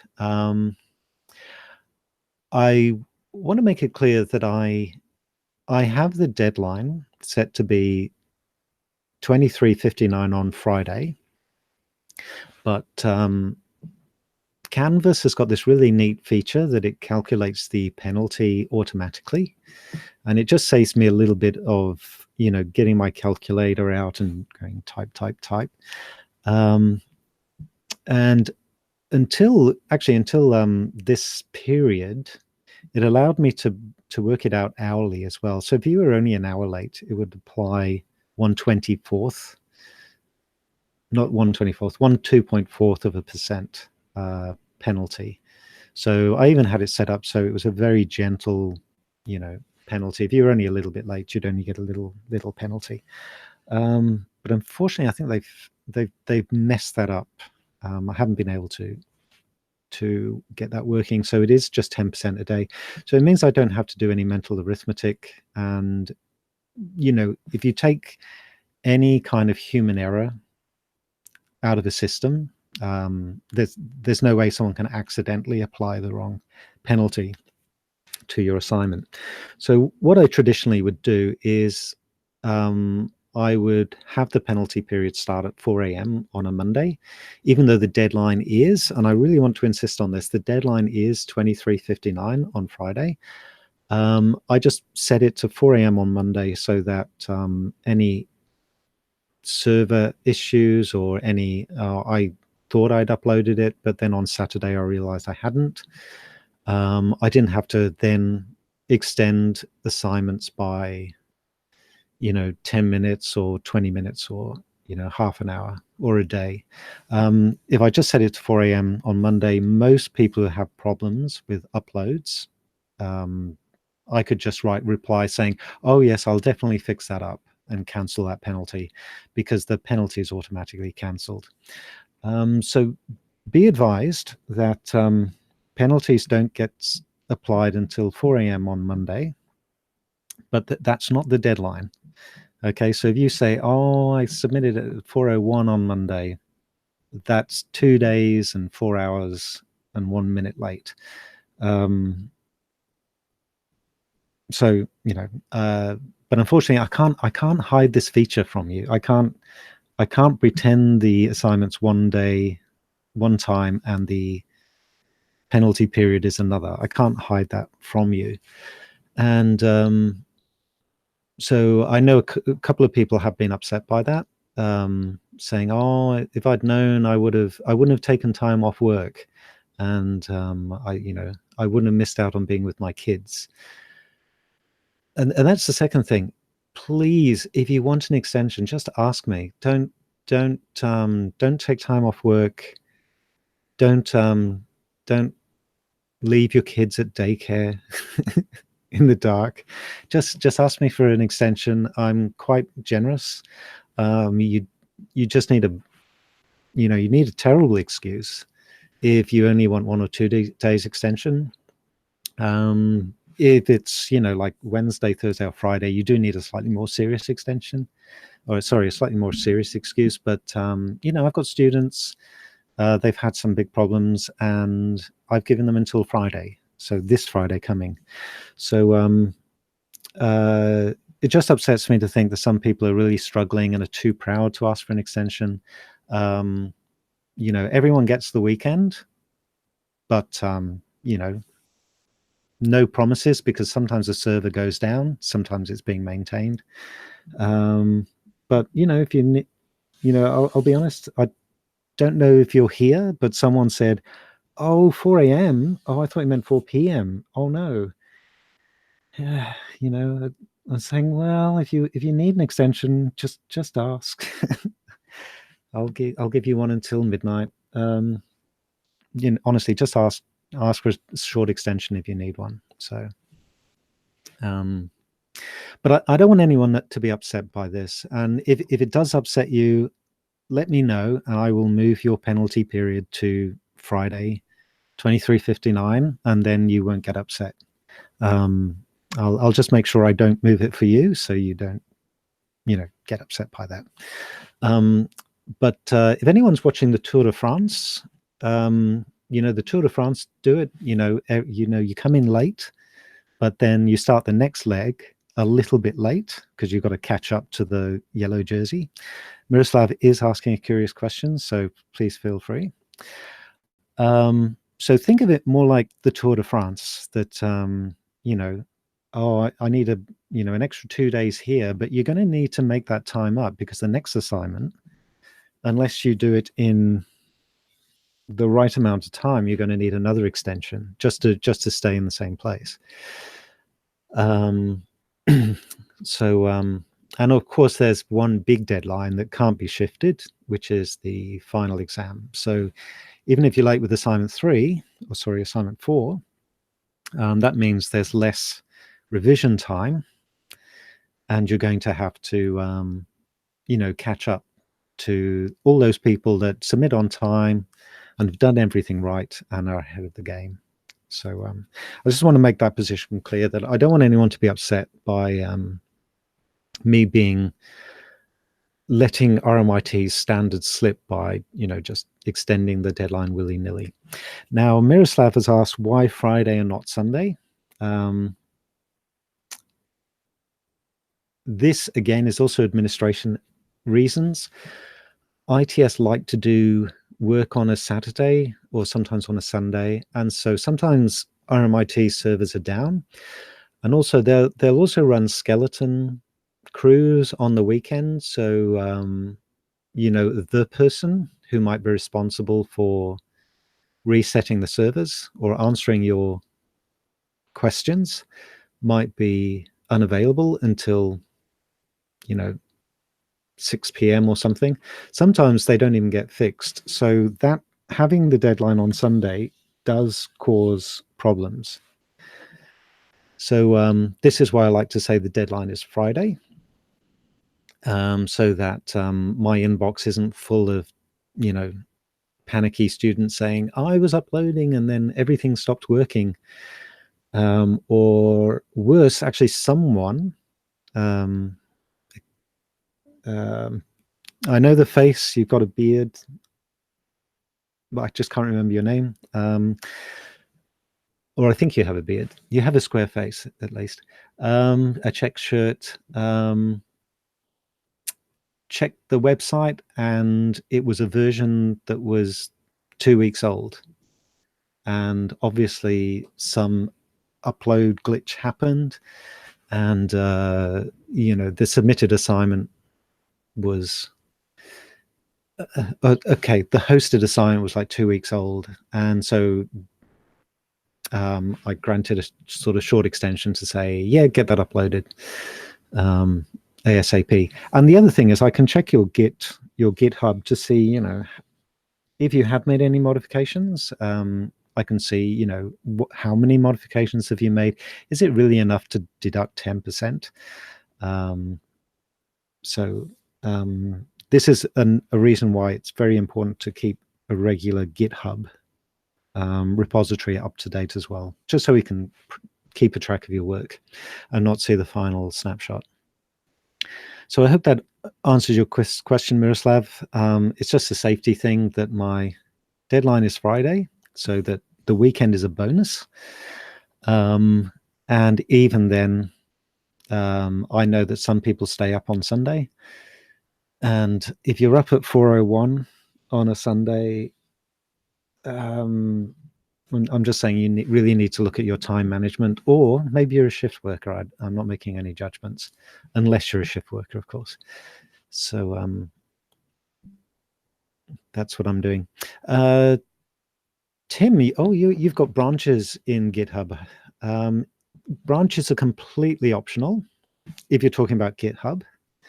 However, this is why I actually have you put your assignments in different folders. So what should happen is, once you've finished working in your A2 folder, you can be committing to main, and hopefully the files in your A2 folder will not change. So your A3 folder will start to change, because you'll hopefully make a copy of all your files and pop them into the A3 folder. But let's just say you forgot to do that. Miroslav, yeah, excellent. Miroslav has just said, there's one question I forgot. Oh, sorry, Miroslav, I thought you were saying that you had forgotten to do that. Sometimes I do get students saying, oh no, I'm so sorry, I've been updating the wrong folder. Am I going to fail? Using GitHub, I can actually check, that at the time of submission, your work was at a satisfactory stage. But that's another safety net I have. So when you start working on assignment 3, make a copy of all your A2 files and pop them in your A3 folder. And that means you can be committing to your master branch.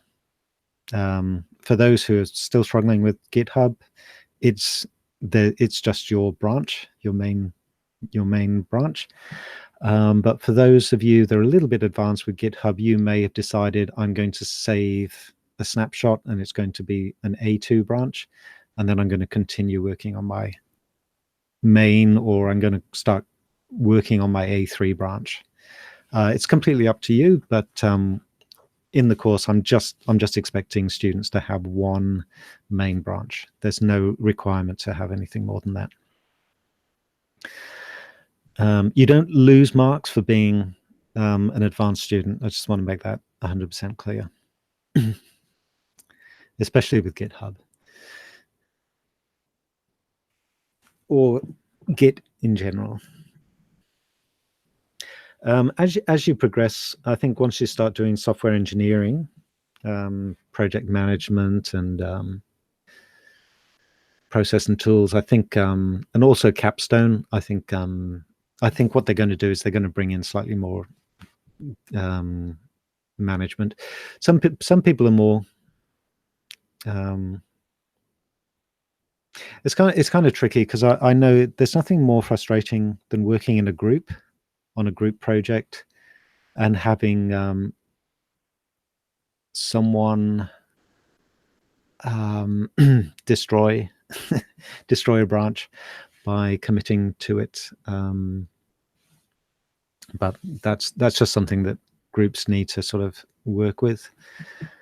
Has anyone had that experience? You've been working on something and a junior member's done, say, a force commit and literally overwritten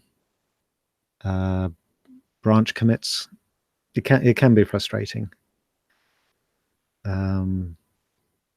Anyway, I just want to give you a heads up what might happen in a course much later down the track. Hopefully it won't happen here.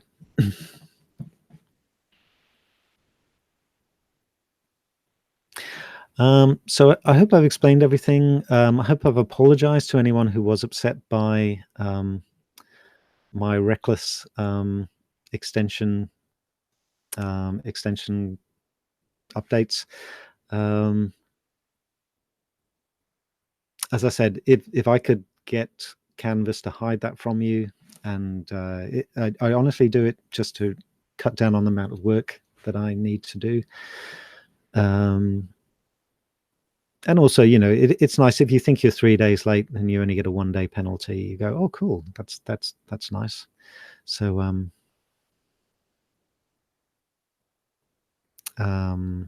it's not to be super soft. So it has happened to Samuel.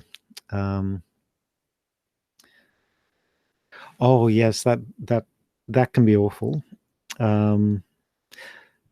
Yes, when someone decides to basically hack into the Git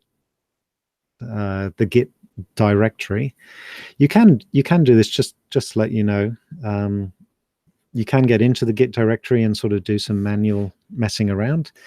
The only trouble is you are literally throwing a spanner into an engine if you get it wrong.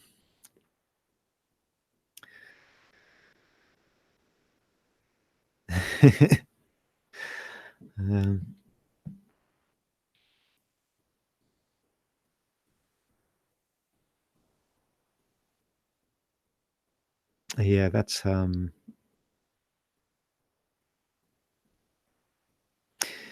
Yeah, Git is, I think Git is still a developing technology. It's getting to the stage where it's all, there are some really good Git tools like Git Kraken and Source Tree, which I encourage you to look at, because it's made by Atlassian, the same people that make Bitbucket and Trello. They do Trello. I think they do. There's another one beginning with J, Jira, I think. So Atlassian is a very nice source tree Git management program, and also I think it came out a few years before Git Kraken. But we're now seeing tools which are sort of like, let's just say, newbie friendly, that sort of just help the less experienced, the more junior members not destroy a project by doing things.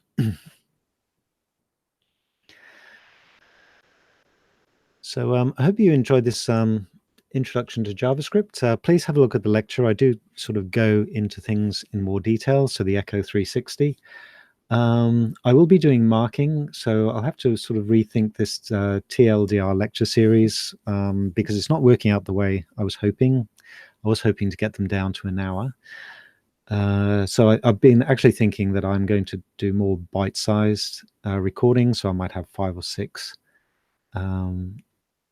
Who knows? I might change my mind once I get all this marking done and get back onto it. So in the meantime, please watch the on-campus lectures because they are turning out to be shorter. And but I might be sort of having another go at TLDR lectures and trying to get them in under an hour instead. So I'll keep an eye on the chat. So I'll start to bid everyone good night, and but I will keep an eye out. I'll make sure no one asks a last-minute question on something, and get back to my glorious marking. I love marking so much.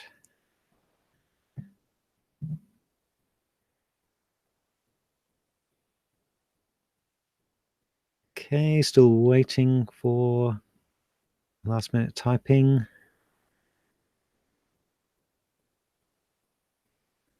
So thanks to Alexander. Thanks for the compliment. And Andre.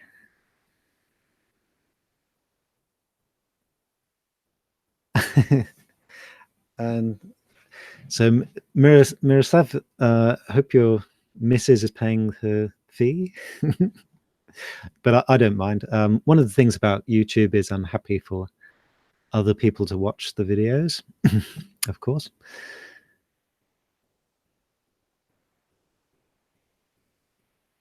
Okay, so I'm glad the audio didn't mess up. And that's another thing. I'll wait until it stops. Maybe I should go into RMIT. I'll be guaranteed a good broadband for any TLDR lectures there. So I'll wish you all a good night, and hopefully I'll be getting, next time I see you, you'll have your assignment 2 marks. So I've just got to find a co-marker. I've got a feeling he might be on holiday, but things should be good next week, unless there's been a bit of a disaster.